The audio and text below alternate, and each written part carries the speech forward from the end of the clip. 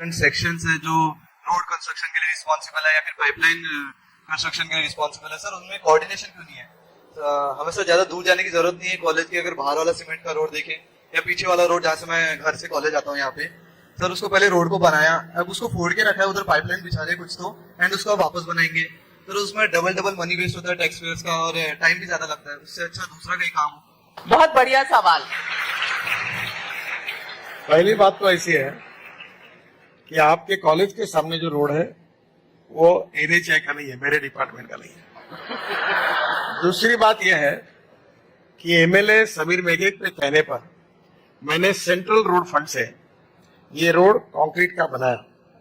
दूसरी बात, इसको पूरा पैसा मैंने दिया और फिर ये रोड को शायद पुलिस कैंप पे जयताला तक वहां तक लेके गए हैं और बाद में अंदर में भी कंक्रीट रोड बनाया। फिर आपके कॉलेज की कंपाउंड वॉल से इधर भी एक रोड जाता है, वो तो मैं बीच में वहां आया था। तो अब परिस्थिति ऐसी कि कुछ बातें करने में कुछ दिक्कतें आती है, पॉलिटिकली भी आती है, पर आज वो रोड अच्छा है, बरसात में पानी नहीं है। और फिर इतनी एजेंसी हमारी सिस्टम में है कि उसमें it is really important that we need to establish cooperation, coordination and communication between the stake holder.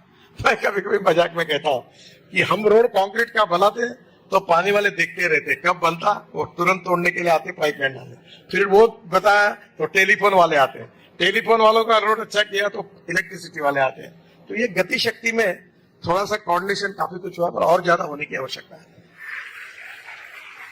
आपका भी एक साउंड बाइट है। आपने एक कंपनी मेगा इंजीनियरिंग की तारीफ की थी, उनके पास कॉन्ट्रैक्ट भी गए कुछ टनल बनाने के, कुछ ट्रेन्स बनाने के, ट्रेन के ब्रिज बनाने के। मेगा इंजीनियरिंग ने 966 करोड़ रुपए डोनेशन में दिए। किस पार्टी को दिए ये निकल कर तो नहीं आया, लेकिन 966। अनुमान ये लगाया जा रहा है कि आपने स्वयं तारीफ की थी और पार्लियामेंट में तारीफ की थी ऐसी कंपनी की, तो लोग लिंकेजेस भी बना रहे हैं। और मैं ये आपका ही साउंड बाइट पार्लियामेंट से यहाँ सबके सामने और आपको भी याद दिलवाने के लिए मैं मान्य करता हूँ, मैंने तारीफ की।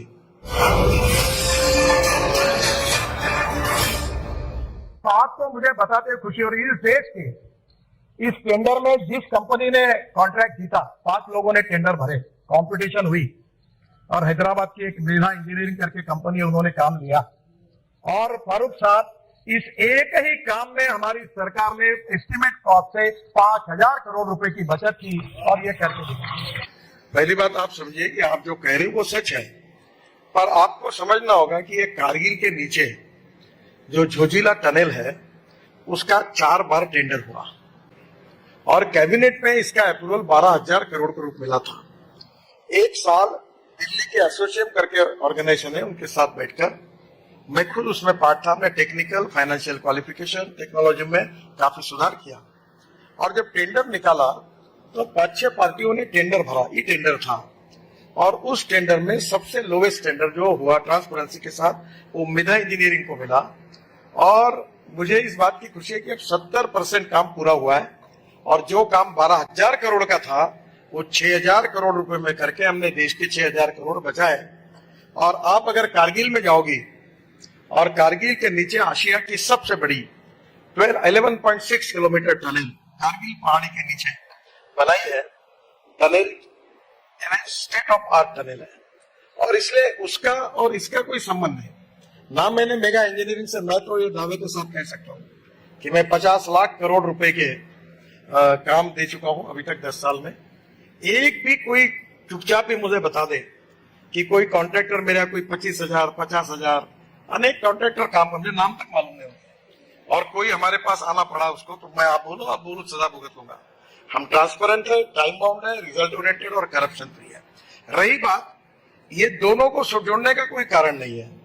ये जो मेगा इंजीनियरिंग है, यो ऑयल एंड गैस में काम करते हैं, रिफाइनरी का काम करते हैं, स्टेट गवर्नमेंट में काम करते हैं, देश के 7-8 देशों में काम करते हैं। जो मैंने पार्लियामेंट में तारीफ की थी वो झोजिला टनल की थी। क्यों की थी? कि वहां -8 डिग्री टेम्परेचर है और वहां मैं गया था, वहां ऐसी स्थिति है कि खड़ा नहीं हो सकता कोई। और ऐसे कठिनाइयों में 75% काम पूरा हुआ है और आने वाले 4-5 महीने में ये टनल खुल जाएगी। हम जो कहते थे कि कश्मीर से कन्याकुमारी तक इसमें ये एक टनल है जिसके कारण ये ऐतिहासिक हुआ। इसके बाद में पाकिस्तान है और पूरे रोड पर आप कभी जाओगे देखने के लिए, it's a pride for the country. और टनल भी अच्छी है और वो काम भी अच्छा हुआ और ये प्रोजेक्ट भी इंपॉर्टेंट है। उसका महत्व मैंने पार्लियामेंट में बताया और ये काम अच्छा होने का संबंध उस कंपनी का और बाकी बातों का नहीं है। अब सुप्रीम कोर्ट में बात है, वो जो चलेगी, उसमें कोई प्रॉब्लम नहीं। तो यानी कि आप कह रहे हैं कि काम पर आपको बोलने का हक है, आपने काम परखा है और इसका डोनेशन से कुछ लेना देना नहीं है जो इलेक्टोरल बॉन्ड्स। आइए, आज आप मेरी इंटरव्यू ले रही और कल मैंने कहा कि आपने मेरा बहुत अच्छा इंटरव्यू लिया और कल योगायोग से कोई आपके कंपनी पर कोई इंक्वायरी हो गई तो मुझे पूछे कि तुमने ऐसा क्यों कहा। तो ये तो योगायोग होता है, यानी मैं आपका ऐसा होगा नहीं ना, मैं ये योगायोग है। मेरी कोई कंपनी कॉन्ट्रैक्ट के लिए जाएगी नहीं, पर अब कंपनी जो मीडिया की कंपनी हो सकती है। देखो प्रॉब्लम यह है कि अगर एक कोई शेफ अच्छा का बना रहा है तो अच्छा है, पर वो शेफ अगर जाके कहीं रात को दारू पीकर पकड़ा गया पुलिस ने, आपने उस शेफ को अच्छा क्यों कहा, वो पकड़ा गया। अब ये योगायोग है, तो ऐसा अनेक बार हो सकता है। ये कॉन्ट्रैक्टर और जोजिला टनल ये अच्छी है, देश का अभिमान है।